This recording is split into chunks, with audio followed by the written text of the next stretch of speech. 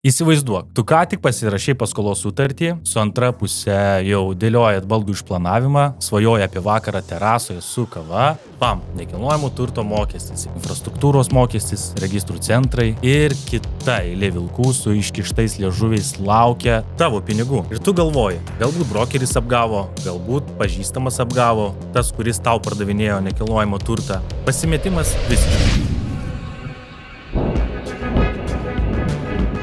Šiandienos tema – garsusis, populiarusis, nežinomasis nekilnojamo turto mokestis. Seimui priėmus naujus nekilnojamo turto mokesčių pakeitimus, galiu sakyti drąsiai, jog niekas niekam nepaaiškino žmonių kalba, kam už ką reikės mokėti. Net ir prisijungus prie Lietuvos Respublikos finansų ministerijos puslapio Kosmosas. Aš dirbu jau virš 10 metų pardavimuose ir viskas sukasi aplink nekilnojamo turtą. Ir aukštai atrodo baigęs, tačiau prireikė nemažai laiko, susirašiau ant lapelio, padiskutavome su kolegomis ir tik tada pasidarė aiškiau. Cituoju, be anksčiau jau skelbtų pakeitimų svarbiausi yra 2. Savivaldybėms nustatomas 10 000 eurų neapmokestinamojo turto grindys fizinio asmens pagrindiniam gyvenamajam būstui ir 50 000 eurų grindys vietoj anksčiau siūlytų 20 000 eurų kitam nekomerciniam nekilnojamam turtui. Lietuvių kalba čia yra kalbama apie minimalę nekilnojamo turto vertę, kurios yra susijusios su nekilnojamo turto mokesčio įstatymo pakeitimais. Ką reiškia tos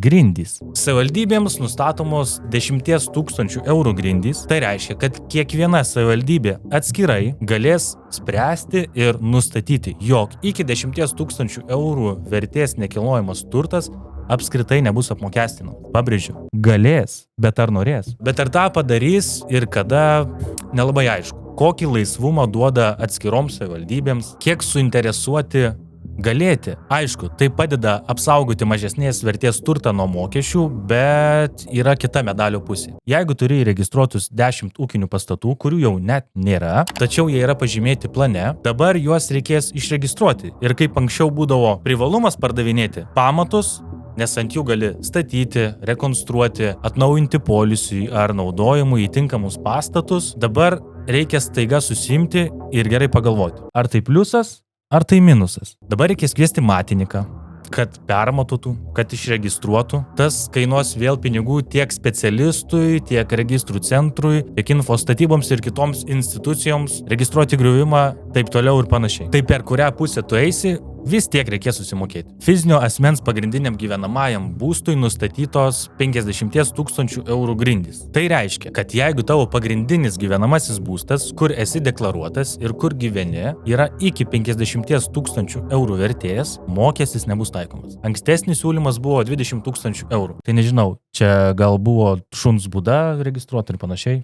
Sunku pasakyti. Taigi, dabar ši suma padidinta. Ką tai reiškia praktiškai? Imam pavyzdį, kad jūsų būstas kainuoja 70 000. Atimam grindis, tai yra 50 000, reiškia, kad jums nuo 20 000 reikės mokėti nekilnojamų turto mokestį. Labai liūdna matyti skaičiukus įrašytus registrų centro išrašo apačioje, kurie parodo jūsų nekilnojamo turto vertę. Iš kur ta vertė traukiama, niekas nežino. Galbūt jeigu ir žino, tai visiškai nesutapatina su realybė. Iš mano praktikos tai galbūt 1 iš 50 atitinka tikrąją realią būsto vertę, rinkos vertę. Ir tai galime taikyti, manau, turtui iki 10 000 eurų, nes viskas, kas perkopia 10 000 eurų, jau pasimeta patys registrų centrai, kokie yra skaičiai, matmenys ir materijos. Ir tai, jeigu imame butus arba gyvenamosios paskirties patalpas, tada galbūt 1 iš 50 ir atitinka tą realią rinkos vertę. Tačiau jeigu imama žemės ūkio paskirties sklypas, miško ūkio paskirties sklypas, ten yra visiškai kitokios materijos ir tikrai negalime jo vertinti kaip už gryną pinigą, nes net būna, kad kelių hektarų sklypas įvertinamas keliasdešimt eurų.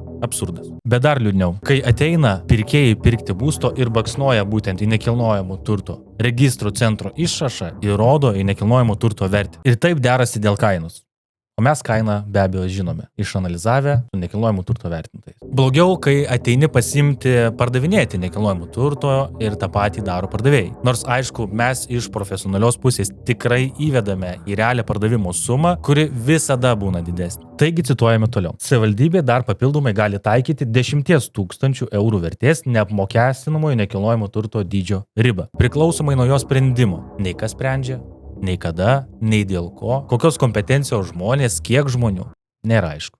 Taip pat yra minimas ir nekomercinis turtas, kuriam taikomos grindys yra 50 000. Tai gali būti pavyzdžiui sodyba, butas, kuriame negyveni, bet nenaudoji komerciniais tikslais. Taip pat yra neįvardyjamas, kas yra tas pirmasis būstas. Pirmasis, antrasis, trečiasis nėra labai aišku. Tai labai paprastai, pirmasis būstas yra tas, kuriame esate deklaravę gyvenamąją vietą. Galite pirkti, parduoti, bet turite tenais prisiregistruoti. Tačiau bumerangas skrieja atgal ir galiausiai atsidurėme pas poną GPM. Arba turite būti deklaravę savo gyvenamąją vietą 2 metus, parduoti jį ir per einamosius metus turite nusipirkti kitą nekilnojamą turtą ir tenais deklaruoti savo gyvenamąją vietą. Turtas, už kurį moki paskolą, palūkanas, komunalinius mokesčius, vis tiek dar reikia papildomai mokėti. Kodėl? Tai bandoma užglaistyti biudžeto spragas ir kompetencijos neturintys žmonės, nesuvaldantis finansų, įveda štai tokius mokesčius, kurių mes, paprasti žmonės, negalime suvaldyti, pakeisti ar sukontroliuoti. Tas pats buvo su infrastruktūros mokesčiu. Padarom,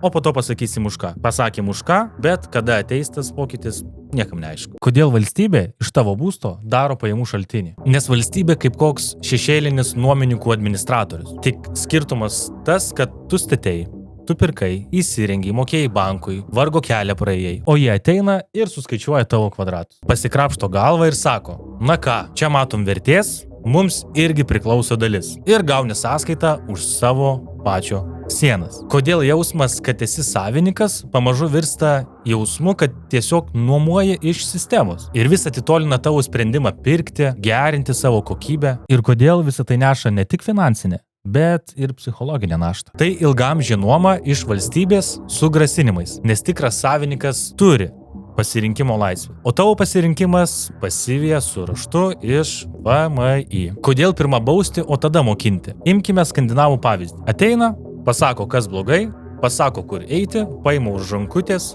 nuveda ir tik tada, jeigu per tam tikrą duotą laiką nesusitvarkai, va tada jau problemėlė. Aišku, galbūt naudojasi lietuvio pristaikymo refleksu. Mes mokam, tylim, burnojam, Facebook'e, kituose socialiniuose tinkluose ir toliau einam galvas iškėlę be kelnių ir su suplyšusiais trusikais. Ir kodėl visą tai neša ne tik finansinę, bet ir psichologinę naštą. Nes mūsų tautinė atmintis dar giliai prisimena kolūkį, kai visi viską turėjo, bet neturėjo nieko. Kai troba priklausė valstybės planui, o dabar savivaldybės planavimui. Kai per savaitę 7 dienas lauke, irgi nelengva. Net ir tėvų pamatiniai žodžiai skyla. Svarbiausia savas kampas, kai turėsi savo butą sūnau, niekas tavęs nepajudins. O tada ateina VMI. Sako, atsiprašau, bet mes paskaičiavom, kad tas tavo kampas mums yra skolingas. Ir tai psichologiškai atima pagrindą, ateina savigarbos deficitas, kai žmogus nemato gražos iš to, ką moka, ir jis pradeda galvoti, kad jo pastangos nevertingos. Tada tylus depresinis nuosmukis. Kam dirbti, kam stengtis, tik vis tiek atims. Aš jau nekalbu apie nekilnojamo turto rinkos darymą nepatrauklę, sunkia, baiminga. Žmonės bijo investuoti. Tai dėl karo, tai dėl tų, kurie atrodo iš to karo grįžo su pašauta galva, atsisėdo į gražią kėdę ir priiminėja sprendimus. Ironiška, nes mums valdžia atrodo kaip koks neoficialus Airbnb. Tu gyveni savame bute, bet kasmet moki už tai, kad jame gyventų. Jei pavėluosi, atjungs tau per psichologinę ramybę. Pradėkime nuo geografijos. Vilnius ir Druskininkai. Kodėl Vilnietis turi mokėti daugiau negu žmogus kilęs iš Druskininkų arba turintis nekilnojamo turtą Druskininkuose? Vilnius, Pilaitė, Žirmūnai. Imame 60 kvadratų butą, 200-300 tūkstančių riba, 1% nekilnojamo turto mokestis. Tai yra 400-600 eurų per metus. Imame tos pačios kvadratūros butą Druskininkuose, 120 eurų per metus. Ir dar plus papildomai, be nekilnojamo turto mokesčio, ateina infrastruktūros mokestis. Infrastruktūros mokestis šiam būstui gali kainuoti nuo 7 iki 10 tūkstančių eurų. Ir už ką mes čia mokam? Už pažadą, kad galbūt ateityje, tenais, kur mes vaikštome su vaikais, su savo antra pusė, galbūt bus nutiestas asfaltas, galbūt bus įrengtas apšvietimas. Čia yra tik pažadas. Tas apšvietimas gali būti įrengtas po 10 metų. Skirtumas tarp Vilniaus ir Druskininkų siekia bene 20 kartų. Taigi klausimas, ar Vilniuje gyvenimo kokybė yra geresnė negu Druskininkuose? Abejoju. Dabar, pavyzdžiui, paimkime standartinį Lietuvos šeimą. Tai yra abu du suaugę žmonės uždirba po 1000 eurų, tai yra jų šeimos biudžetas yra 2000 eurų per mėnesį. Atimkime būsto paskolą 500 eurų, 500 eurų atimame maistui, mokyklos darželiai 150 eurų ir paimta paskola infrastruktūrai ir nekilnojamo turto mokesčiui, kuris siekia 150 eurų per mėnesį. Kas lieka šeimai? Nieko. Prasideda pasitikėjimo erozija. Nepasitikė nei bankais, nei žmonėmis, nei savimi. Tas pats infrastruktūros mokestis. Tai yra viešas reketas. Nes pavyzdžiui, imkime konkretų pavyzdį, kurį susidūriau. Kaunas, Romainiai, vystytojas prašo iš pirkėjus mokėti 9500 eurų infrastruktūros mokestį. Už ką? Už pažadą? Už apšvietimą, kurio nėra? Už kelią, kuris yra dar žvyrkelis? Mokame visiškai už pažadą. Ir tai realybė didžiai daliai Lietuvos šeimų. Ne tik Vilniuje. Palūkanos nuo 20 metų iki 25 išaugo nuo 0 iki 4-5 procentų. Vadinasi, net jeigu atlyginimas kilo 100 eurų, banko įmoka pakilo 300 eurų. Nekilnojamas turtas, kuris turėjo būti tavo investicija, tampa finansinė našta. Koks yra psichologinis smūgis? Bet blogiausia – ne skaičiai. Blogiausia yra jausmas. Lietuvoje būstas tolygus saugumui. Tai mūsų kultūrinė, istorinė trauma. Po sovietų nuosavas turtas tapo laisvės simboliu. Ir kai valstybė apmokestina tavo laisvę, kyla paprastas klausimas. Ar aš patempsiu žmogau? Pyktis. Kodėl niekas apie tai neįspėjo? Kaltė? Gal padariau finansinę klaidą? Bejėgiškumas? Nuo manęs niekas nepriklauso. Daugelis žmonių negali net įregistruoti būsto, nes tiesiog neturi tam pinigų. Tai kas tai? Mokestis ar šantažas? Gerai, čia sustokime ir paklauskime, ką reiškia tai įsigilinus. Nekilnojamo turto mokestis neišvengiamas? Gal, bet jis turi būti aiškus, kiek ir už ką. Proporcingas, kodėl vienas moka 3 kartus daugiau už tą patį. Skaidrus, ar tikrai tai infrastruktūrai skirti pinigai. Nėra visiškai jokio skaidrumo. Nekilnojamo turto mokestis nėra tik tais apie pinigus. Jis yra apie visą valstybės požiūrį į žmogų, apie tai, ar tu būsto savininkė, esi partneris ar melžiama karvė. Mokesčiai yra būtini, tai yra faktas. Mes gyvename bendruomenėje, turime mokyklas, kelius, ligoninės. Bet kai tie mokesčiai yra skaičiuojami be logikos, taikomi be aiškumo, jų naudos niekas nepaaiškina ir tada nebelieka pasitikėjimo. Pradedi jaustis ne kaip pilietis, o kaip klientas be teisės atsisakyti paslaugos. Dabar turime miglą, savivaldybių savivalę ir infrastruktūrinius pažadus be ištesėjimo. Ir tuo pačiu psichologinį klimato atšalimą. Žmonės nebeperka, nes bijo, nebeinvestuoja, nes nepasitikė, o valstybė tikisi, kad vis dar gaus savo milijonus. Bet žinai ką, tu turi teisę žinoti ir tu turi teisę klausti. Ginčyk nekilnojamo turto vertinimus, tai tavo teisė. Domėkis savivaldybės sprendimais, jie privalo apie tai atsiskaityti. Būk aktyvus bendruomeniai, kiekvienas balsas skaičiuojasi. Ir svarbiausia, nebijok kalbėti. Nekilnojamas turtas nėra tik tais kvadratai. Nekilnojamas turtas tai yra tavo saugumas, tavo vertybės, tavo laisvė. Ir jeigu mes apie tai nekalbėsim, tai yra ne jų kaltė, tai yra mūsų tyla. Šiandieną jie bando tau priminti, kad tai yra jų reikalas, bet primink, tai yra tavo reikalas. Tai NT reikalas.